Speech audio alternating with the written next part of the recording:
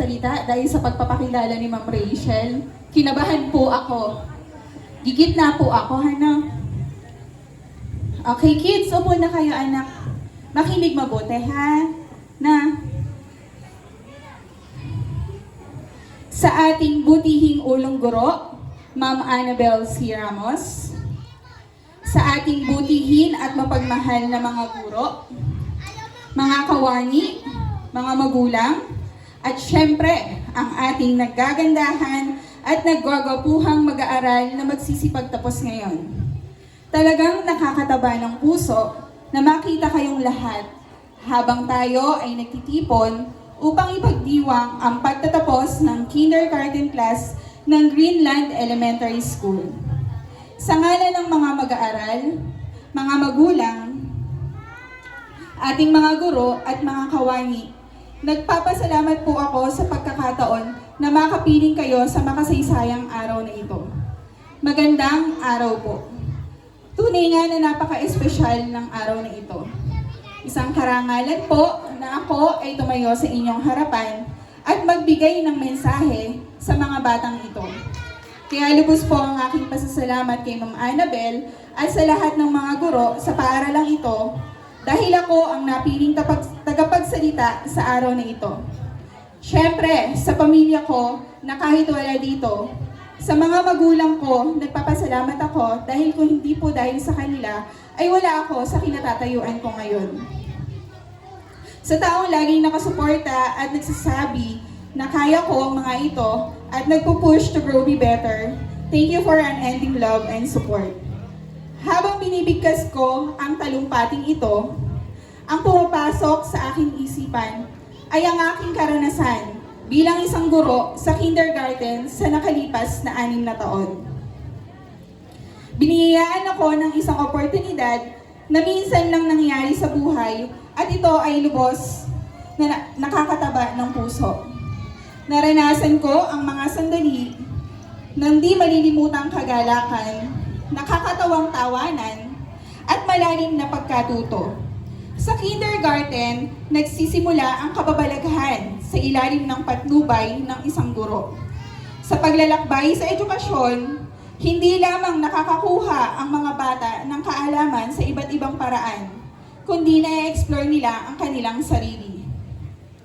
Sa mga graduates, gusto kong malaman ninyo na marami tayong dahilan para ipagmalaki ang ating mga sarili dahil nasa rurok na tayo ng ating buhay. Handa na tayong harapin ang mga hamon sa hinaharap. Ang katotohanang pinakamahirap na trabaho ang inyong ginawa ngayong taon ay dapat ipagmalaki. Nilabanan at pinagdaanan nyo ang mga bagong pagsubok at bagong karanasan sa buhay. Maaaring hindi nyo lubos maunawaan ngayon, ngunit marami na kayong nagawa mula sa pag-aaral ng alpabeto at numero, pagkakaroon ng bagong kaibigan, at pag-explore ng mundo. Kayo ay lumaki sa pinakakaibang paraan. Nais kong batiin ang ating mga minamahal na mga magulang. Kayo po ang unang guro ng ating mga batang kindergarten. Kayo ang nagbigay sa kanila ng pagmamahal, gabay at suporta upang sila ay maging matagumpay sa kanilang pag-aaral. Kaya't isang malaking pasasalamat sa inyo, mga minamahal naming mga magulang. Ngayon, gusto kong lumapit sa ating mga batang kindergarten. Okay, nasan po yung mga kinder? Taas may kamay. Okay, kamusta po kayo? Masaya ba kayo ngayon? Wow, very good. Okay, ano ang mga bagay na natutunan nyo sa loob ng isang taon sa kindergarten? Sino sa inyo ang natutong sumulat? Taas ang kamay. Sino ang natutong bumasa? Magbilang, kumanta, at sumayaw. Yan, very good. Mga bata, kayo ay tunay na mga bituin na nagniningning sa loob ng inyong kindergarten journey. Natutunan nyo ang mga salitang pangunahin, mga numero, mga kulay at hugis, mga pangunahing kaalaman, at maging ang pagkakaroon ng mabuting asal at paggalang sa kapwa. Lubos na pinagmamalaki namin ang inyong tagumpay. Batid ko na ang araw na ito ay tungkol talaga sa ating mga chikiting. Kaya naman ang mensahe kong ito ay naglalayong tapiin ang ang lahat ng mga espesyal na batang nakaupo sa espasyong ito, hindi ba't nakakatuwa kung sila'y pagmasdan? Sa tingin ko, marapat lamang sila'y makatanggap ng masigabong palakpakan bago pa man tayo magsimula. Maaari po ba natin palakpakan yung mga anak po natin? Yan, salamat po. Ang araw na ito ay para sa inyo, mga bata. Sa mga batang ito na punong-puno at may makukulay na pangarap, alam kong mahirap maupo ng matagal at baka mangalay at mangawit ang inyong mga puwit, kaya naman ipinangangako ko na aking susubukan at pananatilihing maikli ang aking sasabihin. Malinaw kong naaalala ang urang araw ng pasukan, kung saan kayo ay pumasok na may malalaking mga mata at mahiyaing ngiti. Ang ilan ay kumapit sa mga magulang, habang ang iba naman ay agad nagsiyasat kung ano ang nakatago sa loob ng paaralan. Ngunit sa inyong paglalakbay, napansin ko na ang dating mga batang mahiyain ay naging mga kabataang hindi natakot, kundi mga kuryoso at may malasakit sa kapwa. Naalaman ninyo kung paano makasalamuha sa isa't isa, magbahagi, magtulungan, at maging mabait sa mga nakapaligid. At saka pa lamang dumating ang ligaya ng pagbabasa at ang pananabik ng mga eksperimento sa agham. Natutuhan din ninyo kung paano lutasin ang mga problema tulad ng pagresolba ng math problem. Talagang nakakamanghang sining. Kapag kumakanta, talagang sinusunod nyo ng buong puso ang paggawa ng nakakamanghang sining kapag kumakanta kayo ng paboritong awitin at walang pag-aalinlangan na sumayaw ayon sa rhythm sa klase ng musika. Subalit hindi lamang sa akademikong kasanayan ang itinuturo sa kindergarten. Isa rin itong proseso ng pagkatuto sa buhay para sa inyo. Nadiskubre ninyo na kung hindi kayo susuko kahit gaano kahirap ang sitwasyon, makakamit ninyo ang pagtsitsaga, matututuhan ninyong tanggapin ang pagkakaiba ng bawat isa at ipagdiwang kung ano ang nagpapatangi sa atin. At una sa lahat, marahil ay natutunan na ninyo ang kapangyarihan ng pagkakaibigan at kaligayahan ng pagiging bahagi ng isang grupo. Habang kayo ay naghahanda para sa unang baitang at sa susunod pang mga level, hinihiling ko na dalhin ninyo ang mga aral na ito. Ang proseso ng pagkatuto ay hindi natatapos at maaari ninyong dalhin ang sigasig at interes sa taglay ninyong nagsimula kayo sa kindergarten. Huwag hayaang hadlangan kayo ng takot sa pagtatanong, pagtanggap ng mga pagkakataon at pagiging ambisyoso. May minsang nakapagsabi, masyado tayong nag-iisip at nag-aalala kung sino sila sa hinaharap. Subalit, nakalimutan nating alamin kung sino sila ngayon. Bilang mga magulang at guro, naglalaan tayo ng maraming oras at lakas sa paghahanda sa ating mga anak para sa kanilang kinabukasan. Tunay na kailangan nating sanayin ang mga bata sa panghabang buhay na kakayahan upang ihanda sila sa ating gampanin sapagkat tayo ang gumagabay at tumuhubog sa mga pinuno ng hinaharap sapagkat hawak din nila ang kanilang kinabukasan. Bilang pagpupugay sa ating mga kindergarten, alam natin na sinimulan na nila ang kanilang kahanga-hangang paglalakbay tungo sa pagkamit o pag-abot ng kanilang pangarap. Sa taong ito, nakita natin silang lumago at umunlad ng husto. Punong-puno ang kanilang natutunan, subalit ito ay simula pa lamang ng kanilang laban sa kanilang pangarap. Nananatili silang sabik at masigasig, at sila nga ay tunay nagyabong sa napakaraming paraan.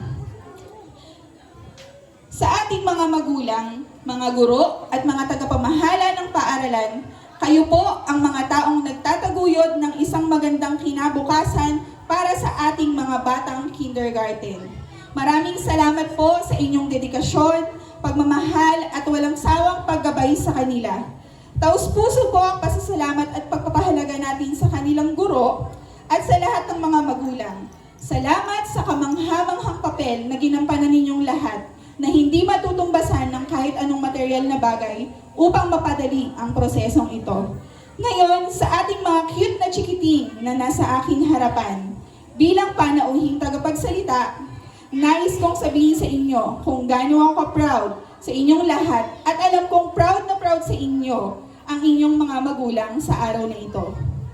Sa ngayon, habang kayo ay nakaupo sa aming harapan, nakikita naming lahat kayo ay magsusumikap na matuto pa araw-araw. Maglaro kayo ng husto, magkaroon kayo ng mga bagong kaibigan at gawin ninyo maging mabuting bata sa lahat ng oras. Magaling, mahusay, at binabati ko ang bawat isa sa inyo. Tunay nang maipagmamalaki ninyo ang kahanga-hanga ninyong nagawa ngayong taon. Ang ating maliliit na anak ay papasok na sa isang bagong taon. Isang taon na may bagong hamon na haharapin. At sa pagpasok nila sa panibagong grade, nawa ay patuloy natin silang gabayan at samahan at palakasin ng loob upang mas lalong ma-develop ang kanilang self-confidence. Nang sa ganon ay kanilang makamit ang pangarap na kanilang inaasam. Samahan niyo ako sa isang huling tanong para sa ating mga batang kindergarten. Mga anak, nasaan po yung mga kinder ulit? Ano daw ang pangarap nyo para sa inyong sarili? Sino ang gusto maging doktor? Sino ang gusto maging pulis? Sundalo? Teacher? Engineer? Okay, mga bata, ang mga pangarap nyo ay puno ng liwanag at posibilidad. Patuloy na mangarap, maniwala sa inyong mga kakayahan, at laging ibigay ang inyong pinakamahusay.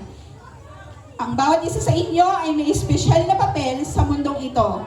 Kaya't samahan natin sila sa kanilang paglalakbay tungo sa pangarap na iyon. Mga anak, i-enjoy ang buhay bata, ha? Maglaro ng maglaro, mag-aral ng mabuti, at huwag masyadong mag-alala para sa hinaharap ng bawat isa. Laging isipin at sabihin sa sarili na kaya mo. Sabihin nyo nga, kaya ko! Ilakas nga po, kaya ko! Kaya ko! Bilang bata, marami kang magagawa. Hindi lamang dito sa paaralan, ganun din sa iyong komunidad na nasasakupan. Lagi kayong mangarap para sa inyong kinabukasan.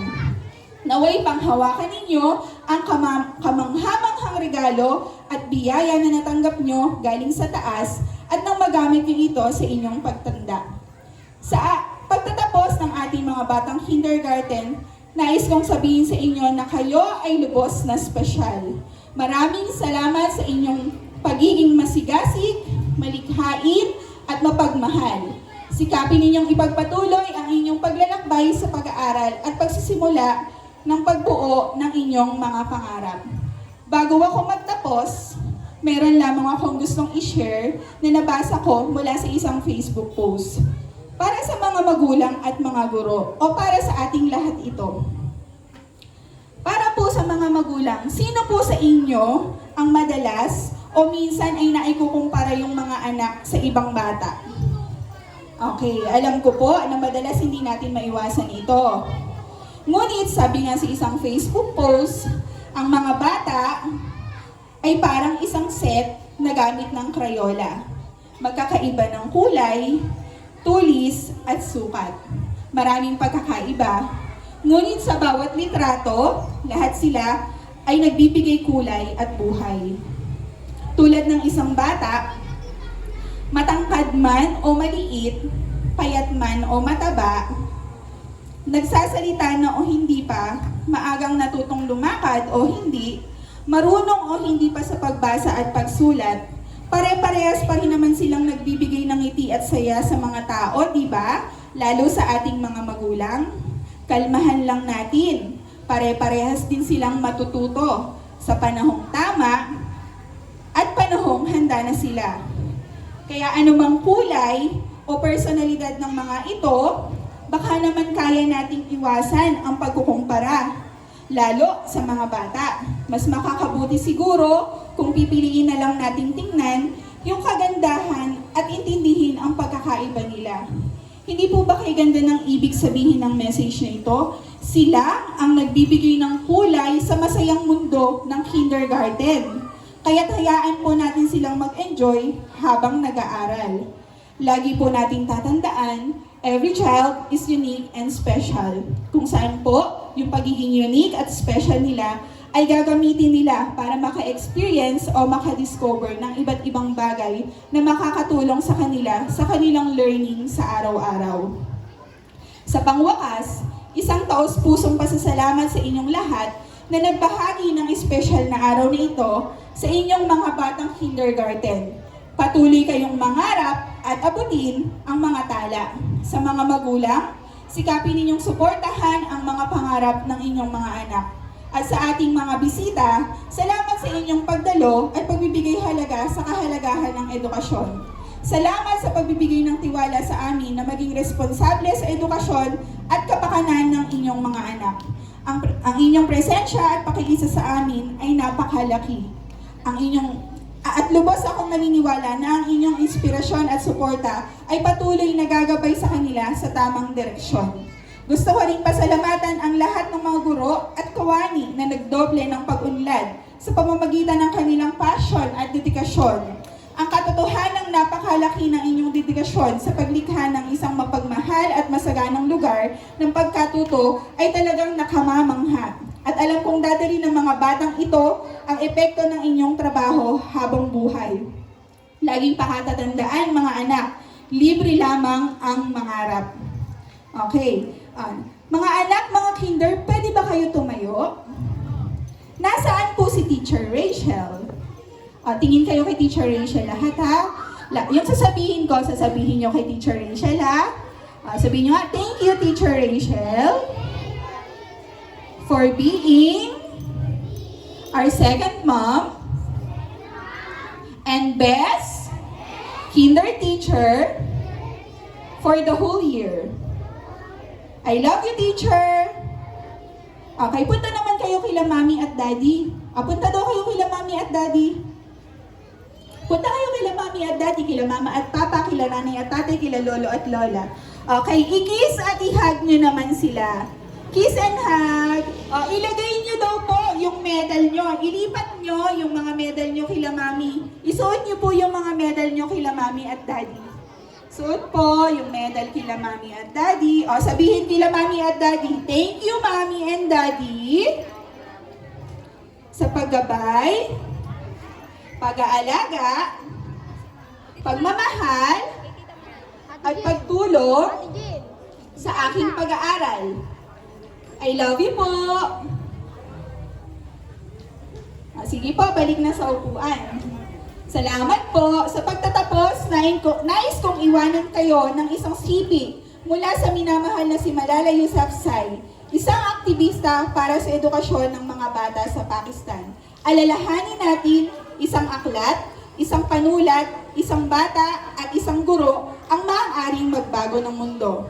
Class of 2024, habang kayo ay lumilipat sa susunod na baitang, tandaan na kayo ang may kapangyarihang magpasya ng sarili ninyong landas.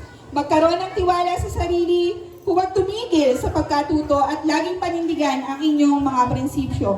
Binabati ko kayo sa espesyal na araw na ito at idinadalangin ang isang maliwanag at kahangahangang hinaharap para sa inyong lahat. Mabuhay tayong lahat at mabuhay ang mga bagong kindergarten graduates. Salamat po.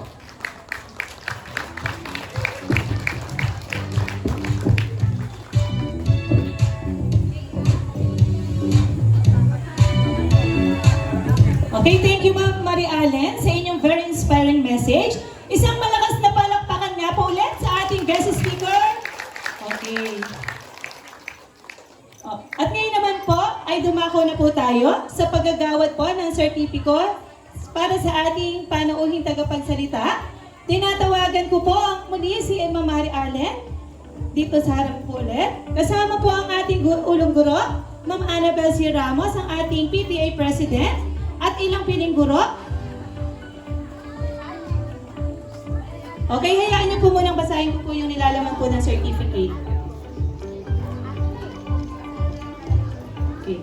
Republic of the Philippines, Department of Education, Region 3, Schools Divisions Office of Nueva Ecija, General Tino District, Greenland Elementary School, Certificate of Recognition is hereby awarded to Mary Allen Joyce P. Hernandez in grateful acknowledgement of her distinguished and invaluable services rendered as guest of honor and speaker. during the kindergarten moving up ceremony of Greenland Elementary School with the team Filipino Youth Building a Stronger Future for a New Philippines, thereby contributing immeasurable to the prestige and success of the occasion. Given this 30th day of May 2024, Greenland Elementary School, Barangay Richico, General Tino, Nueva Ecija. Signed by our school head, Annabel C. Ramos, and our Public Schools Division Supervisor, Mauricio F. Angeles.